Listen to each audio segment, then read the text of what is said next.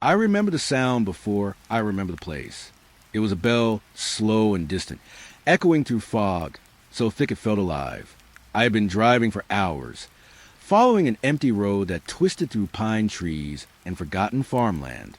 My headlights barely touched the darkness ahead. Every few miles, I passed broken fences, abandoned houses, and mailboxes that no longer carried names. That's when I saw the church. It stood alone at the edge of the forest, its steeple leaning slightly as if tired of watching the world pass by. No lights, no cars, just pale moonlight resting on cracked stained glass windows. I don't know why I stopped. Maybe it was curiosity. Maybe it was the silence. The wind pushed against the wooden doors, making them breathe in slow creaks. Somewhere nearby, leaves rustled even though the air felt completely still. I told myself I would only look for a moment, just enough to stretch my legs. Inside, the air smelled old. Dust and candle wax. Forgotten prayers. Rows of empty pews face an altar covered in shadows. A hymn book lay open, its pages moving gently as if someone had just let go. I heard footsteps behind me, soft, careful, almost respectful. I turned, expecting to see another visitor, but the doors were still closed. And that's when I realized some churches are not abandoned. Some are still holding services. And that's when I saw it. The road narrowed long before I noticed it. Trees leaned closer together, their branches touching above my car like quiet hands closing a curtain. Fog drifted low across the asphalt, thin at first, then thick enough to swallow my headlights. I checked my map. No town nearby. No marked buildings. Just empty land stretching in every direction. And yet the bell kept ringing. Slow, patient, as if waiting for someone who was already late. I followed the sound without thinking. The road curved once, then again, and suddenly the forest opened into a clearing I was certain hadn't been there moments before. The church stood alone, white paint peeled from wooden walls. The steeple tilted slightly, tired with age. Tall windows glowed with warm yellow light, soft against the fog. It didn't make sense. Every nearby house I had passed was abandoned, mailboxes rusted, fields untouched. Yet this place looked awake, alive. My engine stopped, though I don't remember turning the key. The bell fell silent the moment I stepped out. Cold air brushed my face. Wet grass pressed beneath my shoes. Somewhere in the trees, leaves rustled without wind. The front doors were already open, just enough to invite me inside.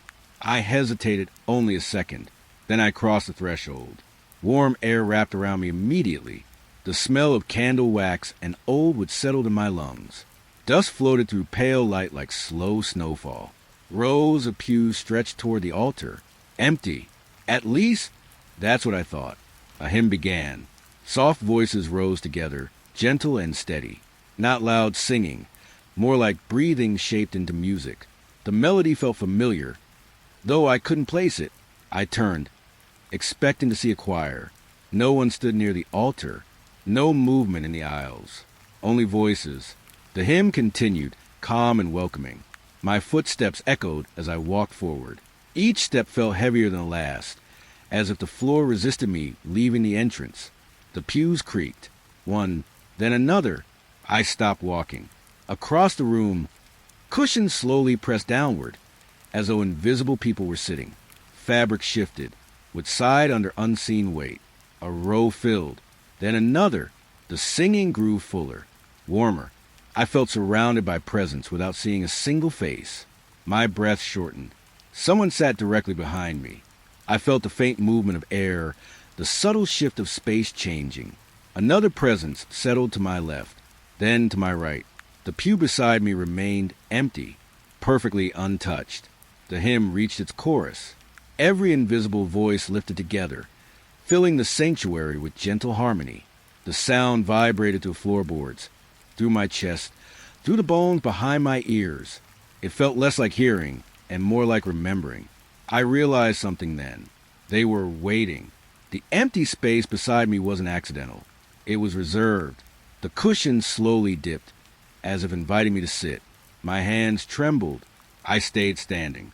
The singing faltered, just slightly. One voice stopped. Then another.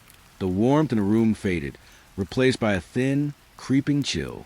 Candle flames along the walls bent toward me, their light stretching long shadows across the floor. The hymn slowed. The melody weakened. Every unseen presence seemed to notice my refusal at the same moment. Silence spread between notes. I felt attention gathering, not angry, not hostile, just aware, waiting. The final voice faded, and suddenly the church was completely quiet. No breath, no movement, no music, only me standing in the aisle. The empty seat beside me creaked again, pressing downward harder this time, as if insisting. I shook my head without meaning to. I should go, I whispered. The words sounded wrong inside the building. Too loud, too alive. Every pew shifted at once. What groaned around me, the pressure of unseen figures rising filled the air. I felt dozens, maybe hundreds, of presences stand together, facing me. The temperature dropped sharply. My breath fogged in front of my face. Somewhere near the altar, footsteps approached. Slow, measured, respectful, but I still couldn't see anyone. The doors behind me opened on their own. Cold night air rushed in. I didn't wait. I walked quickly at first, then faster, until I was outside again, standing beneath the silent steeple. The bell above me swayed gently, though no wind touched it. I turned back once. The windows were dark now. No light, no singing. The church looked abandoned again, as if nothing had ever happened. My car started immediately when I tried the engine. Gravel crunched beneath the tires as I drove away, the fog closing behind me. After a few minutes, I checked my mirror. The clearing was gone. Only forest remained. No road leading back. No church. No lights. Just darkness. But even now, sometimes when the night grows very still, I remember the space beside me, the seat that waited, and I can't stop wondering, what would have happened if I had sat down? Rain found me before the town did.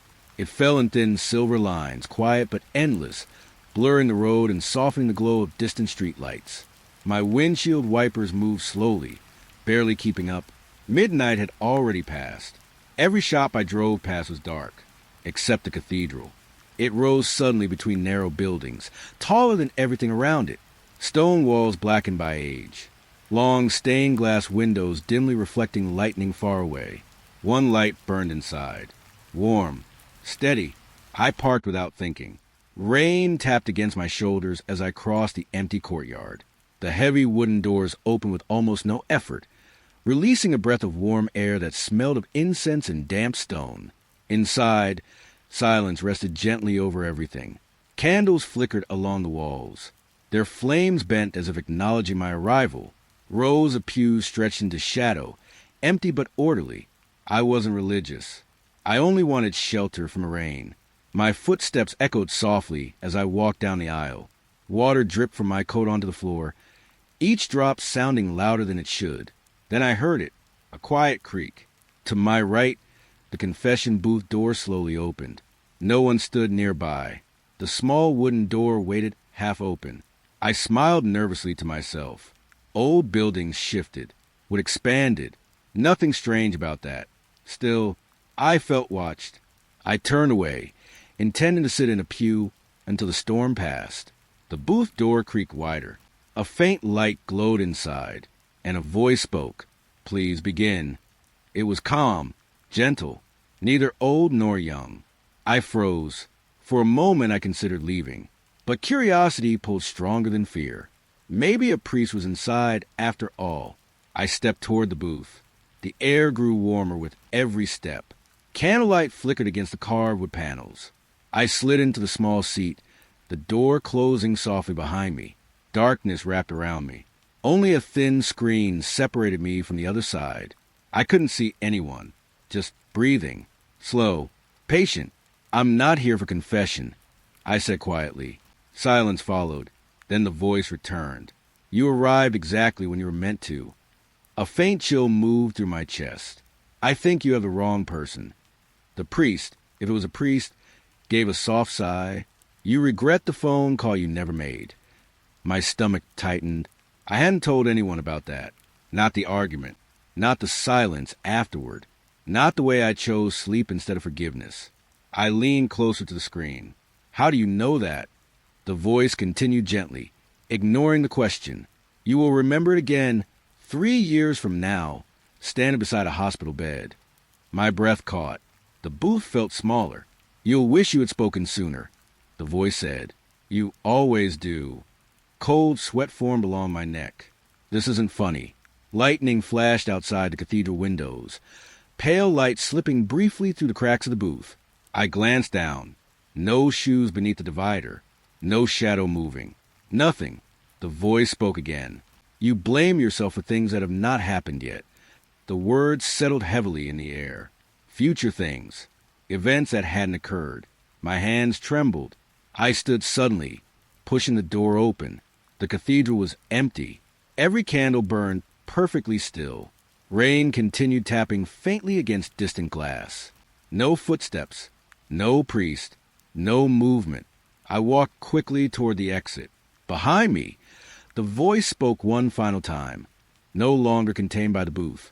You will return here once more. I turned sharply. The confession booth stood closed. Dark. Silent. I hurried outside into the rain, my pulse loud in my ears. Water soaked my clothes instantly, cold and real against my skin. I reached my car and looked back toward the cathedral. There was nothing there. No building. No courtyard. Only an empty street stretching beneath flickering lamps. I stepped out again, confused. The space where the cathedral had stood was occupied by a row of modern shops, all closed, all ordinary. No sign of church had ever existed. Rain slowed to a mist. I checked the clock in my car. 12 o'clock exactly, as if midnight had never passed. Sometimes I still think about the voice, about the things it knew, and sometimes late at night, I catch myself rehearsing apologies for moments that haven't happened yet, because deep down, I know the confession wasn't for my past. It was for everything I haven't done, but will. The village appeared at the edge of morning fog.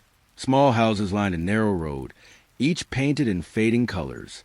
Curtains stayed closed despite the early hour. No children played outside. No cars moved. Only the bell rang. Slow. Heavy. Each chime rolled across the rooftops like distant thunder. I stopped near a small grocery shop where an elderly man swept the sidewalk. He didn't look surprised to see me. You hear it too, he said quietly. I nodded. He didn't smile. It rings every night, he added.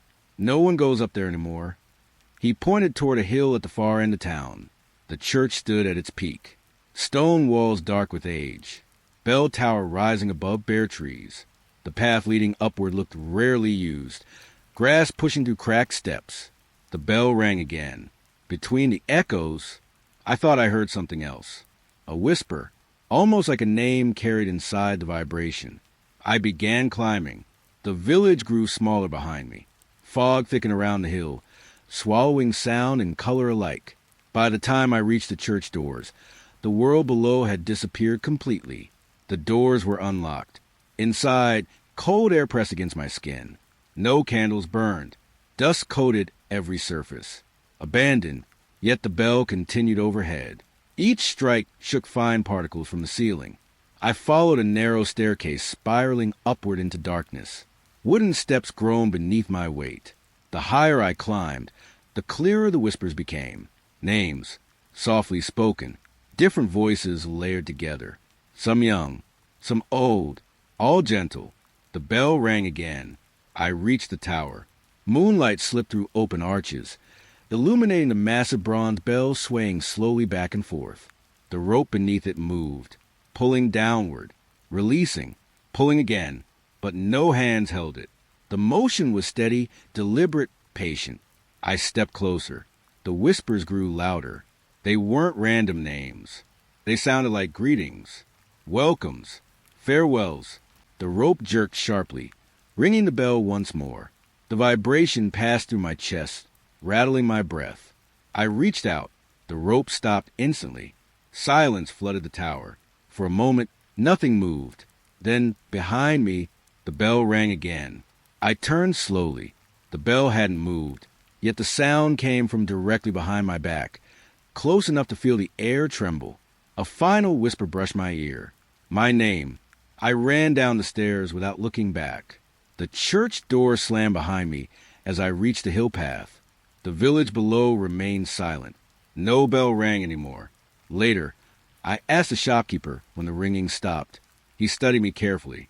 "It always stops," he said, "after it learns who came to listen." I left before night returned. But sometimes, in quiet moments, I feel a faint vibration in my chest, as if somewhere far away. The bell still remembers me. Morning light led me to the next church.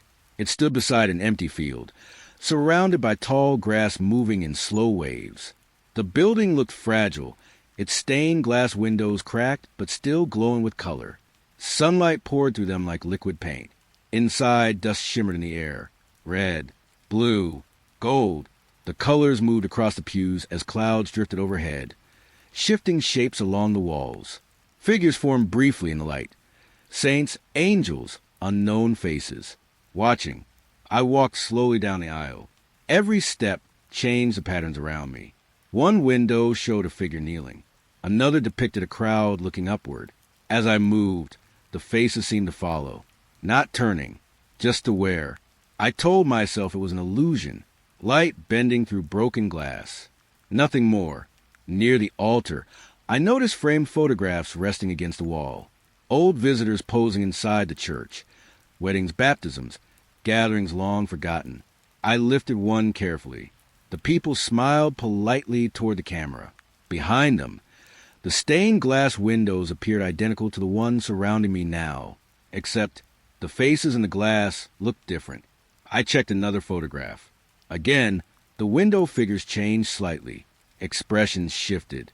Eyes moved closer toward whoever stood in the picture. A cold realization settled in. The windows weren't fixed images. They adjusted. I turned slowly toward the largest stained glass panel behind the altar. Sunlight brightened suddenly, illuminating a full scene within the glass. A lone figure stood at the entrance, wearing my coat, standing exactly where I had first walked in. My chest tightened. The image showed me leaving the church, stepping into sunlight beyond the doors. But the scene didn't continue. Outside the doorway was only darkness. No road, no world beyond. Just black emptiness waiting. I stepped backward. The colored light shifted rapidly, the figure in the glass turning slightly, not leaving anymore, but watching me instead, watching me realize. I lowered the photograph with shaking hands. When I looked back up, the window showed only ordinary saints again. Still, silent, yet the feeling remained, as if the church had already decided how my story would end, even if I hadn't yet reached it. I left before the sun moved again. But sometimes when sunlight passes through windows at certain angles, I feel eyes following me, waiting to see if I ever reach the place beyond that doorway. I arrived just before noon. The town looked peaceful at first glance. Small houses, trimmed hedges, white fences glowing beneath soft sunlight. A church bell rang gently in the distance. Unlike the others, this place felt normal, alive. People walked toward the church, carrying in books. Families spoke quietly. Children held their parents' hands. I followed them inside. The sanctuary filled quickly. Polite smiles greeted me, though no one asked who I was. Everyone moved slowly, almost carefully, as if time itself required effort. I sat near the back. The service began. An elderly pastor stood at the pulpit. His voice was calm, measured, slightly delayed, like an echo arriving late. The congregation responded together, their words perfectly synchronized, too perfectly. Pages turned at the exact same moment. Every head bowed at once. Even breathing felt coordinated. Dust floated through beams of light, settling on shoulders and hair.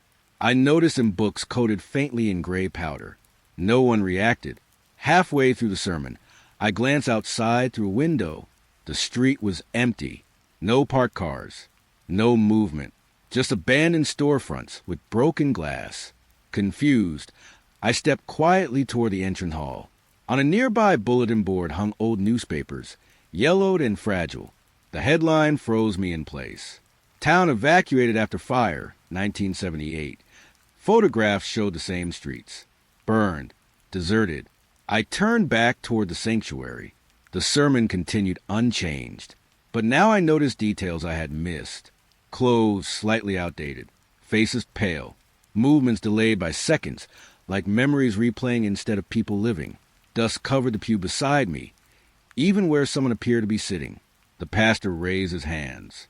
Let us welcome our final guest. Every head turned toward me at once. Smiles remained gentle, expectant. The room fell completely silent. I felt the weight of their attention, not hostile, not angry, simply relieved, as if they had been waiting decades for someone to arrive. The pastor nodded softly. The service may now conclude. The congregation stood together. Chairs creaked. Footsteps approached slowly from every direction. I backed toward the doors, heart pounding.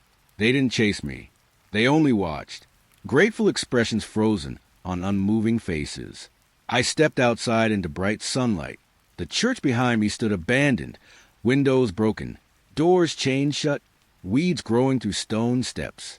No people, no service, only wind moving through empty streets.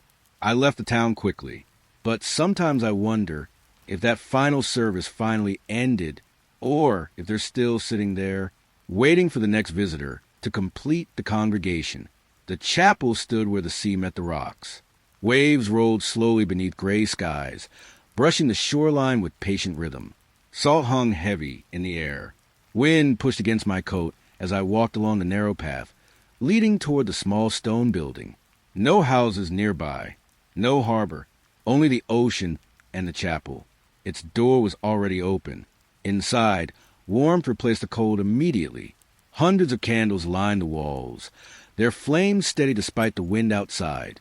Soft golden light filled the room, reflecting gently across polished stone floors. I noticed something strange at once. None of the candles had melted. Wax stood perfectly smooth beneath each flame, untouched by time. No drips, no pooling wax, just endless burning light. The air smelled sweet, almost comforting. A wooden plaque near the entrance read, "For those still waiting to be forgiven." I moved slowly between rows of candles. Each one bore a small name carved into its base. Thousands of names surrounded me, some faded, some newly etched. The ocean hummed beyond the walls. I reached toward one flame, expecting heat. It felt warm, but distant, as if the fire existed somewhere slightly out of reach. A sudden flicker caught my attention. One candle near the altar ignited by itself. No spark, no movement, just sudden light. I stepped closer. The flame steadied, glowing brighter than the others. Fresh wax surrounded its base, untouched and pale. A name was carved into it. My name. My breath slowed.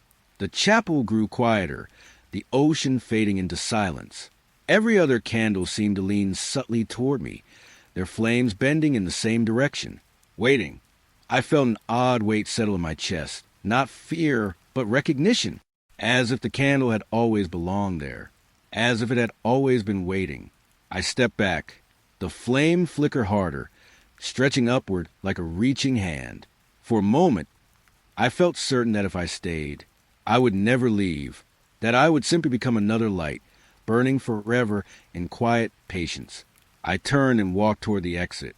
The wind outside struck my face sharply, grounding me again. Waves crashed louder now, restless against the rocks. When I looked back through the doorway, the chapel stood dark, every candle extinguished, except one small flame glowing near the altar. Mine. I left before the tide came in.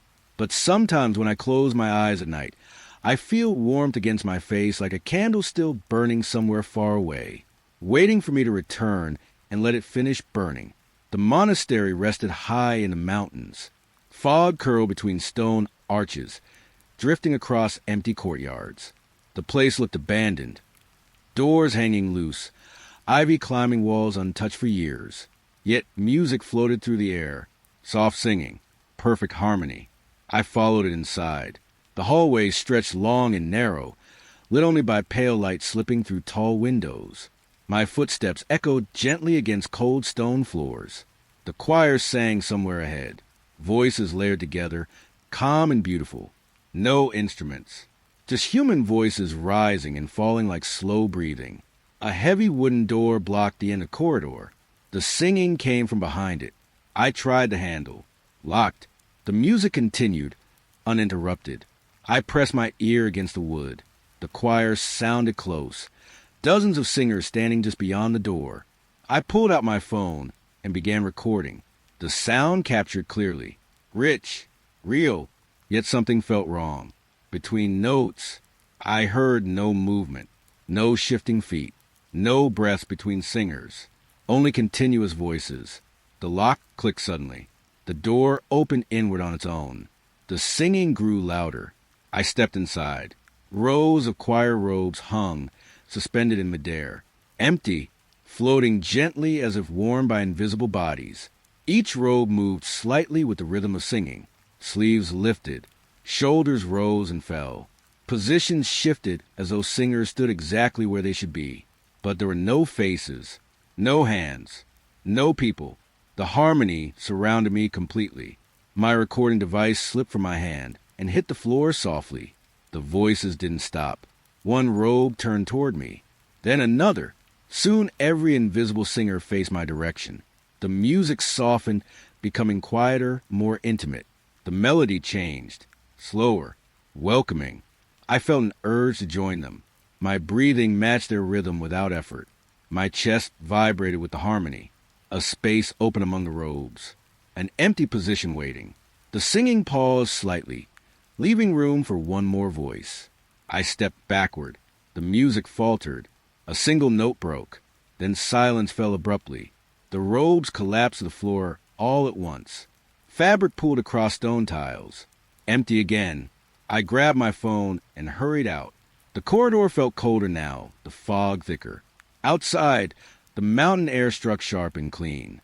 Later, I checked the recording. It captured only wind. No choir, no voices. But sometimes, late at night, I wake with melody already in my throat, as if somewhere high in the mountains, a choir still waits for me to finish the song. The church sat beside a quiet river. Tall grass surrounded it, brushing against cracked stone walls. The building looked in use for years. Windows dark, doors swollen with age. Inside, dust covered everything. Sunlight slipped through broken glass, falling across empty pews. The air smelled dry, untouched, until I reached the baptismal basin.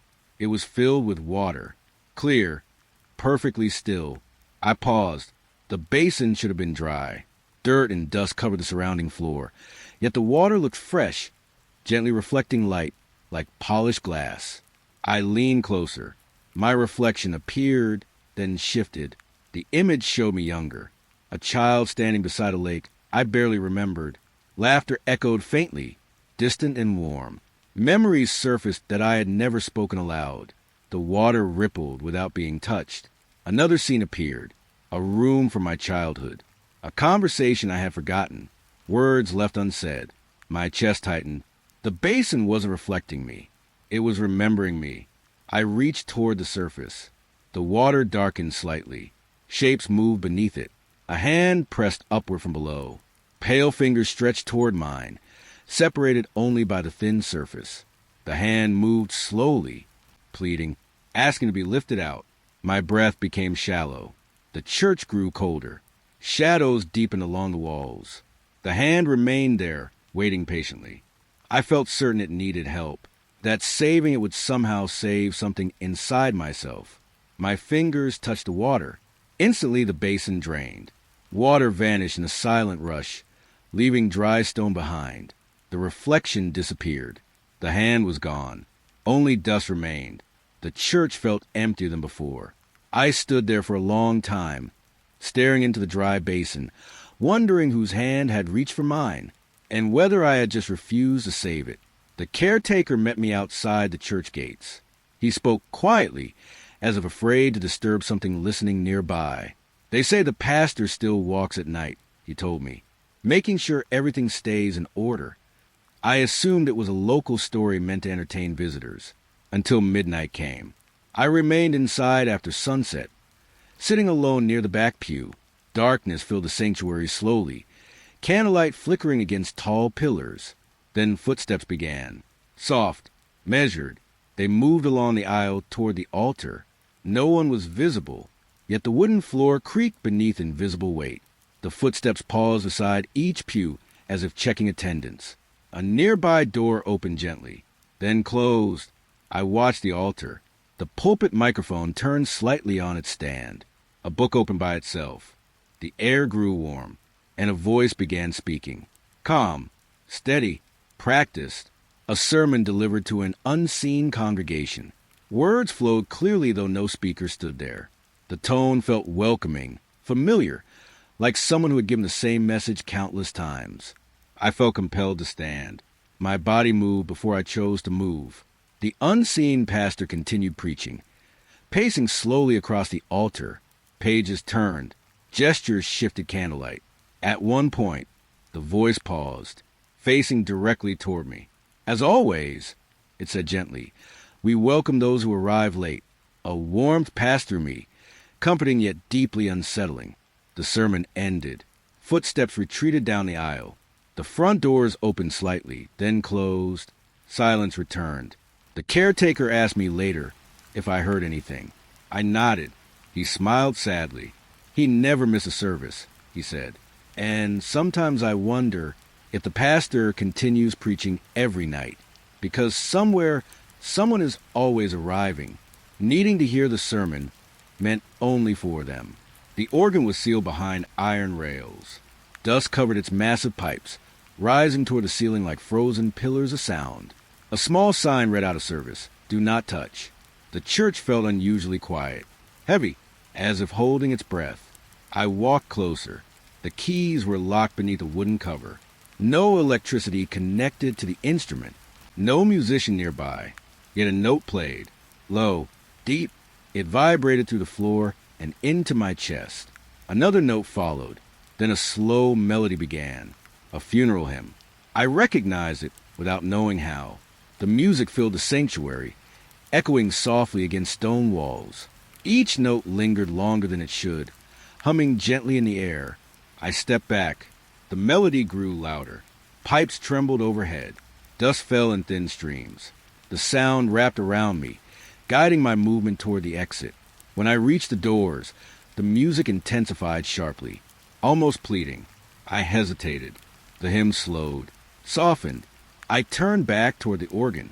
The melody shifted into something calmer, almost grateful. I realized then the music wasn't trying to drive me away. It wanted to be heard. I walked back to the center aisle and stood still, listening, fully. The final note stretched endlessly, vibrating through every surface. It felt less like sound and more like presence filling the room. Then silence arrived, complete, peaceful. The organ stopped. The air felt lighter. When I left, I glanced back once more. For a brief moment, I thought I saw someone seated at the bench, hands resting gently on invisible keys. But when I blinked, the organ stood alone again, and the church returned to silence. I noticed a staircase by accident. The church itself felt ordinary compared to the others. Worn pews, faded carpets, pale afternoon light slipping through dusty windows. Nothing moved, nothing watched, yet something felt unfinished. Near the altar, a loose section of flooring revealed narrow wooden steps descending into darkness. Cold air rose from below. I hesitated only a moment before stepping down. Each step creaked softly beneath me. The air changed as I descended, heavier, older. The smell of damp stone replaced dust and sunlight. At the bottom waited another chapel, smaller, older than the church above it. Stone walls curved inward, lined with candles long since burned away. A simple altar stood at the center, carved from rough rock rather than polished wood. Names covered the walls. Hundreds of them, carved directly into stone. Dates stretched across centuries. Some letters faded with age, others sharp and recent. I traced one name with my fingers. The carving felt warm, almost fresh. A realization settled slowly. These weren't memorials. They were records. Every name appeared alone, spaced evenly as if each person had arrived separately. Visitors. Like me, I stepped deeper into the underground chapel. More names surrounded me, repeating patterns across generations. travelers, strangers, people who had walked down those same stairs. Then I saw it, a blank space near the altar, stone recently scratched, letters unfinished. My name, half carved already. A faint scraping echoed behind me. I turned. No one stood there, yet the sound continued, slow carving against stone, patient and careful, as if invisible hands completed the inscription. I backed toward the stairs. The carving stopped immediately. Silence filled the underground chapel once more. When I reached the surface again, sunlight felt unusually bright. The church above looked unchanged. But as I left, I couldn't shake the feeling that somewhere beneath me, a place had already prepared for my return. The church doors opened before I touched them. A soft breeze drifted outward, carrying paper across the steps. Small white cards fluttered around my feet like falling leaves. Inside, hundreds more covered the pews. Prayer cards. Every surface overflowed with them, though the windows were tightly closed. The air remained still, yet the cards continued moving, sliding, turning, as if guided by invisible currents. I picked one up. A handwritten message filled the front. You will drop your keys tonight. I frowned. It felt oddly specific. I checked another card. The phone will ring at 2:13. Another, you will remember this place later. Unease settled in my chest. Each card described small future moments, ordinary events that had not yet happened. I walked slowly down the aisle, reading more messages, predictions, observations, thoughts I hadn't spoken aloud. One card stopped me completely. You are wondering why you keep entering these churches. I turned sharply. The sanctuary remained empty. Cards rustled softly across the pews. I picked up another. Because you were invited. The air grew colder. A final card slid across the floor toward my shoes, stopping gently against them. Its message was short. We are sorry for bringing you here. Behind me, the church doors closed quietly. The sound echoed like a decision being finalized. I tried the handle. Locked. When I turned back, every prayer card lay perfectly still, as if the message had already been delivered. The service had already begun when I arrived. Soft organ music drifted through open doors. People dressed in black filled the pews, heads bowed respectfully. I slipped into the back row unnoticed. The atmosphere felt heavy but calm, familiar sadness shared quietly among strangers. At the front stood a closed coffin. No flowers surrounded it. No photographs displayed nearby. Just a simple wooden box beneath pale light. The mourners avoided looking at me. Whenever someone turned slightly, their gaze passed through me as if unsure I belonged there. The pastor spoke gently about loss, about journeys unfinished, about travelers who disappeared without goodbye. Something tightened in my chest. I watched as mourners approached the coffin one by one, placing hands upon its lid without opening it. No one cried. No one spoke. Only acceptance. I leaned toward the person beside me. Who passed away? I whispered. They didn't respond. Instead, they handed me a folded program. My hands trembled as I opened it. An obituary printed inside. A photograph stared back at me. Mine. The date listed beneath read missing. Presumed gone.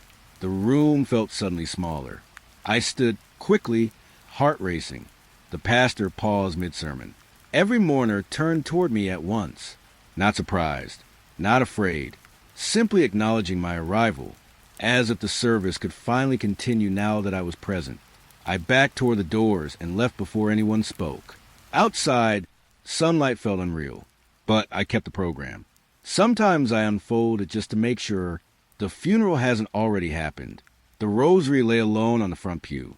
Simple wooden beads arranged neatly beneath a narrow beam of light. The church itself felt silent, too silent, as if waiting for prayer that never arrived. I picked up the rosary. The beads clicked softly together, then whispered. At first, the sound barely reached me. Faint voices layered beneath the movement. Fragments of unfinished prayers spoken in countless tones. Different languages, different ages, all incomplete. Each bead carried a sentence cut short, a plea interrupted, a hope left unanswered. I held the rosary tighter. The whispers grew clearer. Voices began responding to thoughts I hadn't spoken aloud. Comforting words, regrets, questions answered before I asked them. The sensation felt intimate, deeply personal, as though many unseen people leaned close enough to share secrets directly into my ear. The whispers overlapped faster, urgent, desperate, then suddenly unified. They spoke my thoughts back to me, perfectly. I froze. The church darkened slightly. The rosary trembled in my hands. I realized the voices didn't want prayer. They wanted listening. I closed my eyes and loosened my grip. The beads fell silent instantly. The whispers vanished. When I opened my eyes again, the rosary rested motionless in my palm. Ordinary wood, nothing more. I placed it back on the pew and left quietly. But sometimes, when my thoughts grow too loud at night, I swear I hear faint whispers answering them, waiting for me to listen again. I first saw the chapel beside a highway. Small, white, standing alone under flickering streetlights. I passed it without stopping. The next night, I saw it again, this time deep within a forest road miles away. Same building, same leaning cross above the entrance. Curiosity finally won. I parked and stepped inside. The interior looked familiar, yet slightly different from the night before. The pews sat closer together. Windows faced a landscape I didn't recognize. Outside one window stretched desert sand. Another revealed ocean waves. A third showed mountains beneath snowfall. Impossible places surrounding a single room. The chapel felt unsettled, as if it didn't belong anywhere permanently. I walked slowly toward the altar. The air hummed faintly, vibrating beneath my feet. Candles flickered without flame, glowing softly. When I turned toward the exit, the doorway no longer showed the highway. Instead, a quiet town square waited beyond. Different from where I had entered, I stepped outside. New buildings surrounded me, unfamiliar streets, unknown signs, a town I had never visited before. I turned immediately. The chapel was gone. No foundation, no footprints, nothing. Only empty pavement remained. Since then, I've watched carefully while traveling at night. Sometimes, far off the road, I glimpse a small white chapel appearing briefly before disappearing again, moving, searching, and part of me wonders if it isn't traveling randomly at all, but slowly following the same people, until one day they decide to stay inside when it moves again. I arrived just before evening prayer. The sky outside was gray and heavy, pressing low against the steeple. Cold air slipped through broken stained glass and brushed my face like quiet breath. The church door opened easily, too easily. Dust lifted as I stepped inside, floating through pale light like slow snow. The smell of old wood and candle wax filled my lungs. It felt untouched, forgotten. But I wasn't alone. People sat in the pews, dozens of them, heads bowed, hands folded, bodies perfectly still as if caught in prayer. Relief came first. A service must have started early. I walked slowly down the aisle, careful not to disturb them. My footsteps echoed softly against stone walls. No one moved. Not a cough, not a shift of clothing, not even a breath.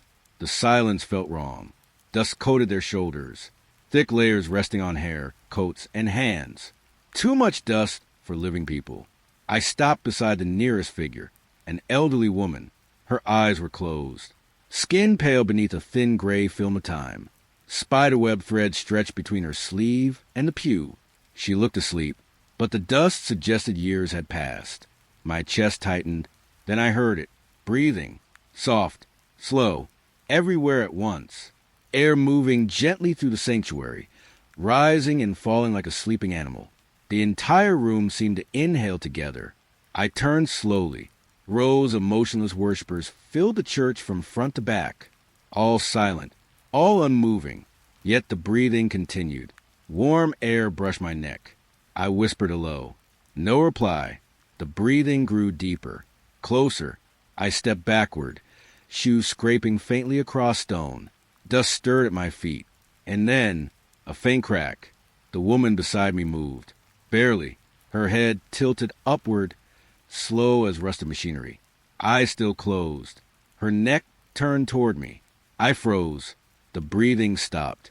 For one long moment, the church held itself perfectly still. Then her eyes opened, clouded, dry, unfocused. They settled directly on me. A cold wave passed through the room. One by one, heads began to turn. Left, right, forward. Every person in every pew rotated toward me at the exact same speed. Clothes rustled together like leaves disturbed by wind. No footsteps, no voices, just movement. Dozens of faces now facing me, watching. The breathing returned, louder now, surrounding me from every direction. I stepped back again. Another figure moved, then another. Their bodies remained seated, frozen mid-prayer, but their heads followed me precisely, tracking, waiting. The air grew warm and damp, thick with shared breath. I realized something terrible. They had not been praying. They had been waiting for someone to arrive, for someone to wake them. My heartbeat echoed loudly in my ears. I turned toward the entrance. The doors were still open. Evening light spilled across the floor like an escape. I walked faster. Behind me wood creaked. Clothing shifted. The congregation began rising, not standing fully, only lifting slightly from their seats as if strings pulled them upward. Breathing deepened, a collective inhale. I reached the aisle's end and felt it, a presence directly behind me. Warm air touched the back of my neck. I didn't turn. I couldn't. The breathing stopped again. Silence flooded the church. Then, all at once, every person exhaled. The sound washed over me like wind rushing through tunnels. I stumbled forward and pushed through the doors. Cold evening air struck my face. Outside, the world felt normal again. Birds moved. Leaves rustled. I turned back. The church stood quiet behind me. Through the window, I saw them, all seated once more, heads bowed, still, waiting. And as I walked away, I felt it follow me, that shared breath, as if one of them had stood up and quietly joined me outside. Rain followed me to the next church. Thin drops tapped softly against the roof as I entered. The air inside smelled of damp paper and extinguished candles. A small wooden table waited near the entrance. On it rested a large book, leather-bound, edges worn smooth by countless hands. Attendance register. I opened out of habit. Names filled every page. Dates stretched back to 1890. Careful handwriting. Neat signatures layered through decades. Visitors recording their presence before prayer. I flipped forward. The ink changed styles with time. Fountain pen, ballpoint, fading pencil. But the entries never stopped. Every day was filled. Even years when the church had supposedly closed. My fingers paused on a recent page. Today's date. My name was already written there. Perfectly spelled. The ink still looked wet. A chill moved through my chest. I checked my hands. No pen. No memory of signing anything. The church remained empty behind me. Only rain touching glass.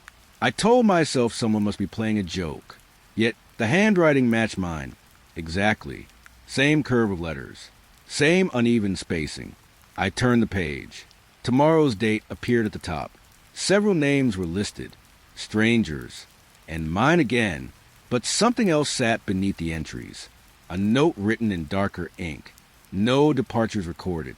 I frowned. I flipped further ahead. Each following day showed new arrivals. More names. More signatures. Page after page. No one ever signed out.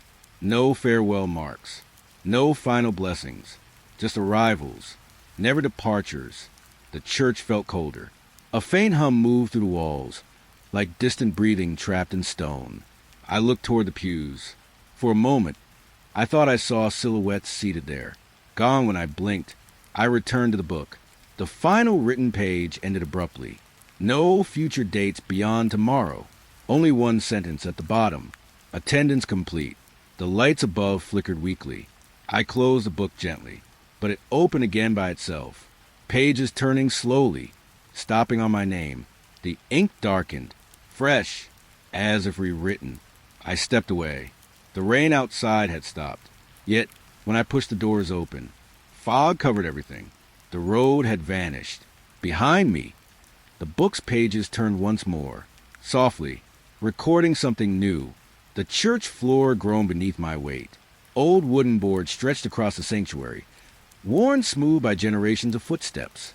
I heard the ringing before I reached the altar, soft, delicate, like tiny bells far underground. I stopped walking. The ringing stopped too. Silence returned instantly. I moved again. The bells resumed, not from above, from below. Each step awakened another faint chime beneath the boards. Curiosity pulled me forward. I knelt and pressed my palm to the floor. Cold vibration met my skin, gentle at first, like distant thunder traveling through earth. The ringing multiplied, different tones overlapping, forming a strange harmony. I noticed small seams between boards, places recently disturbed, as if sections had been opened and sealed again.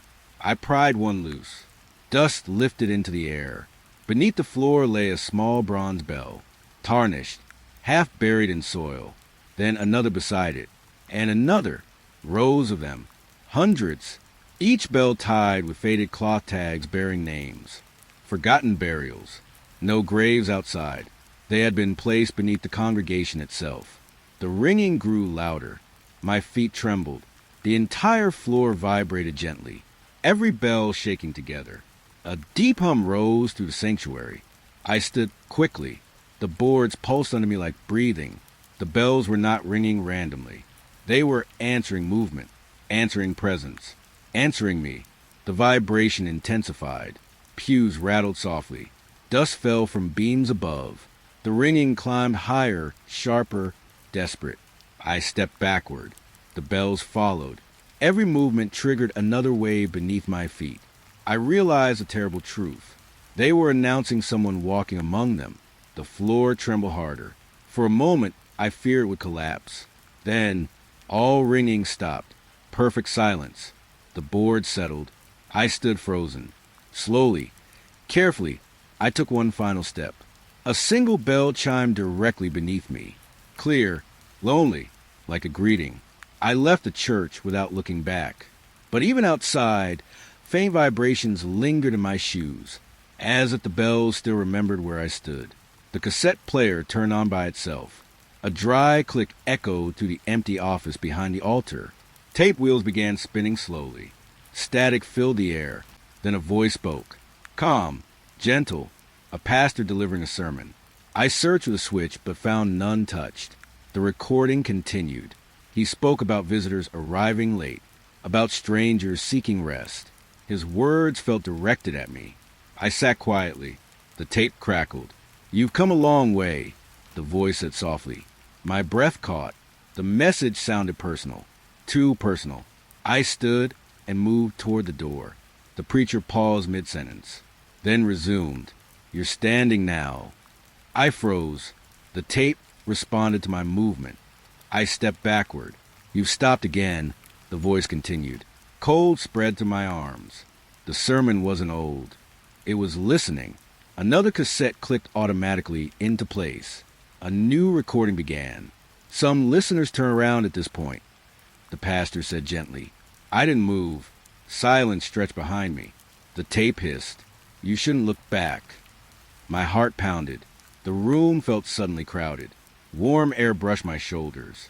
Another cassette clicked. Final recording. The voice sounded tired, almost warning. If you hear this, someone is already sitting behind you. The tape slowed.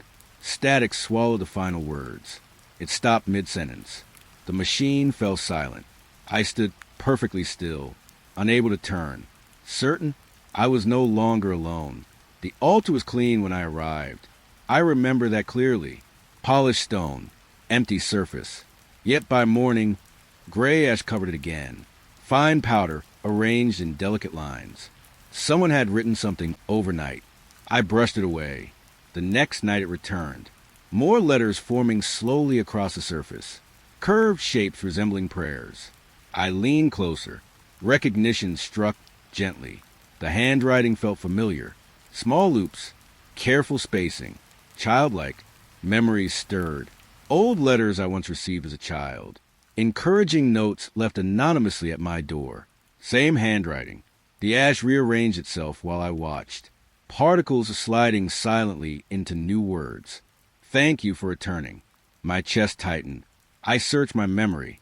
I had never visited this church before. Had I? The room smelled faintly of smoke and old paper. Warmth lingered near the altar, as if someone had just stood there. Another line appeared. "We missed you." A deep sadness settled over me. Not fear, recognition, as if I had forgotten something important, something waiting patiently for years. I reached toward the ash. My fingers trembled above the message. The letters shifted once more. Welcome home. And for the first time since entering these churches, I wasn't sure I wanted to leave. Night arrived too quickly. I remember the sky turning from pale blue to heavy gray in a single breath.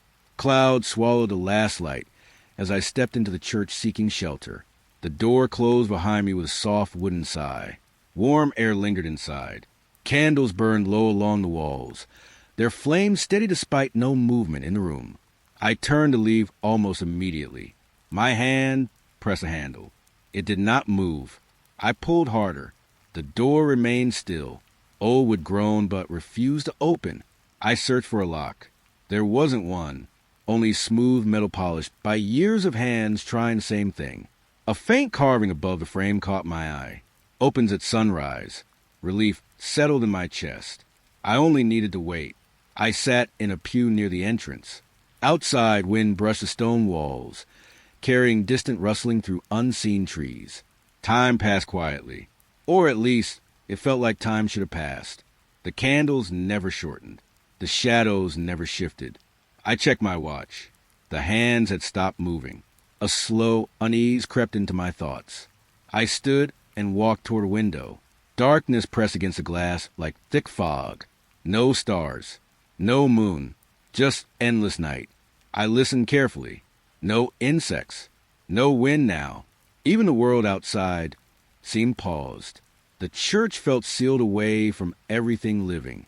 I walked the aisles to keep warm. Each step echoed longer than it should, stretching into silence before fading completely. Hours must have passed, but nothing changed. The candles burned exactly the same height. The air neither warmed nor cooled. My breathing sounded too loud in the stillness. I returned to the door and pushed again. Nothing. I leaned my forehead against the wood. It felt warm, almost alive. Behind me, the pews creaked softly. I turned. For a moment, I thought someone had entered, but the church remained empty. Still, the feeling of company grew stronger, as if others waited here once. Waiting for morning, waiting for release. I sat again. Fatigue settled over me. My eyes closed briefly. When I opened them, the candles remained unchanged. No dawn light touched the windows. No birds greeted morning. The realization came slowly. Sunrise was not late. Sunrise was absent. Outside sounds had vanished entirely. No world beyond the walls. Only this room. Only night. I stood one last time and faced the door. The carving above it seemed deeper now. Opens at sunrise. My breath trembled. What if morning never arrived? The candles flickered gently. One by one they leaned toward the door, as if waiting with me. The congregation gathered without speaking. I noticed them only after sitting down. People filled the pews around me, appearing quietly, as though they had always been there.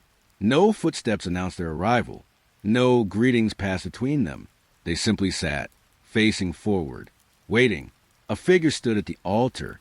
Robes moved softly, though no air stirred. The sermon began, but no words were spoken. The preacher lifted a hand slowly. The congregation bowed together, would creak beneath synchronized movement. Someone beside me wiped tears from their face. Another clasped their hands tightly, trembling with emotion. They were hearing something, feeling something, responding to guidance I could not perceive.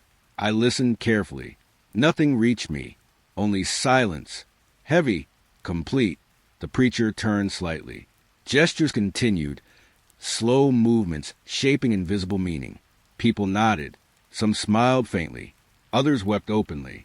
I remained still, disconnected, alone within a shared experience. A cold awareness settled over me. I was the only one untouched by whatever filled the room. The preacher's movement slowed. Their head tilted. Toward me, the congregation followed. Dozens of faces turned in unison. Eyes rested on me with quiet curiosity. Not anger, not fear, recognition, as of noticing an absence. I tried to pray. No words came. My thoughts fell hollow. The silence around me deepened. The preacher stepped closer. One hand extended toward my face. The air grew colder. The congregation watched carefully, waiting. The invisible sermon paused. For the first time, uncertainty entered the room. Something had noticed my silence. The preacher lowered their hands slowly, turned away. The sermon resumed. Everyone returned to prayer, except me. I sat unmoving, surrounded by meaning I could not hear, and for the first time, I wondered if the silence belonged to me alone. I saw the light before I saw the church. It hovered above the steeple, pale and steady against the dark sky, not bright, not harsh, just present, like a distant star that had descended too close to earth. People in nearby houses kept their curtains closed. No one looked upward, yet I felt drawn toward it. Each step toward the church slowed my thoughts. The world softened. Wind moved slower. Footsteps landed gently, as if time itself thickened around me. The doors opened without touch. Inside, everything felt suspended. Dust hung motionless in the air. Candles froze mid-flicker. Even my breathing seemed delayed. I walked toward the center aisle, then stopped. Through the window beside me, I saw movement outside. Someone approaching the church, walking carefully up the path. The figure looked familiar. Same coat, same posture, same pace. It was me. I watched myself reach the doors. The outside version paused, staring upward at the glowing light. Then our eyes met through the glass. Both of us froze. Recognition passed silently between us. Neither surprised, neither afraid, just aware. The outside figure entered. The moment they crossed the threshold, the light above the steeple brightened. Time stretched thinner. I felt lighter, less solid.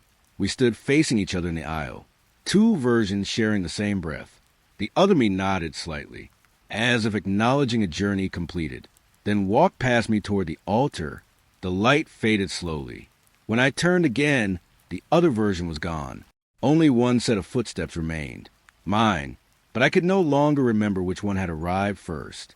I recognized the church immediately, the first one, where everything had begun. The door stood open, waiting. Inside, candles burned with calm familiarity. The confessional booth waited near the altar, its curtain already pulled aside. I sat without thinking. The wood felt warm beneath my hands. A soft voice spoke from the other side. "Why do you keep coming back?" The question felt gentle, not accusing. I searched for an answer. Images of every church returned. The congregation, the book, the bells, the light. Each place connected somehow, guiding me here. I didn't know I was returning. I whispered. Silence followed. Then the voice spoke again. "You were always on the way." The words settled deeply. Memories shifted. Every church had felt familiar. Every step predetermined. I realized something slowly. I had not been wandering. I had been confessing, piece by piece, without realizing it. The voice breathed softly. "Do you understand now?" I nodded, even though the figure could not see me. A warmth spread through my chest, relief mixed with sadness. "I forgive you," the voice said gently. The words startled me. I had not asked forgiveness, yet something inside me loosened, released. The curtain moved slightly. Light spilled through the booth. When I stepped out, the other side was empty. No priest, no footsteps, only silence and a strange feeling of completion.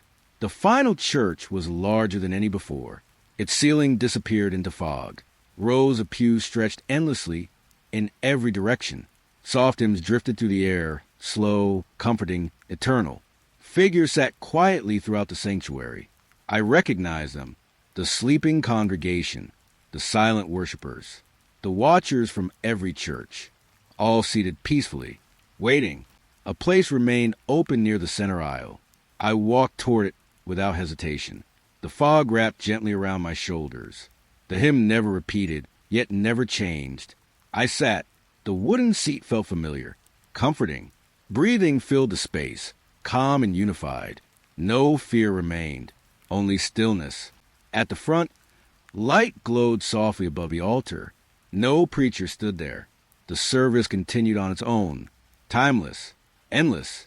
I understood then. Every church had been leading here, not an ending, a joining. The doors behind me closed quietly.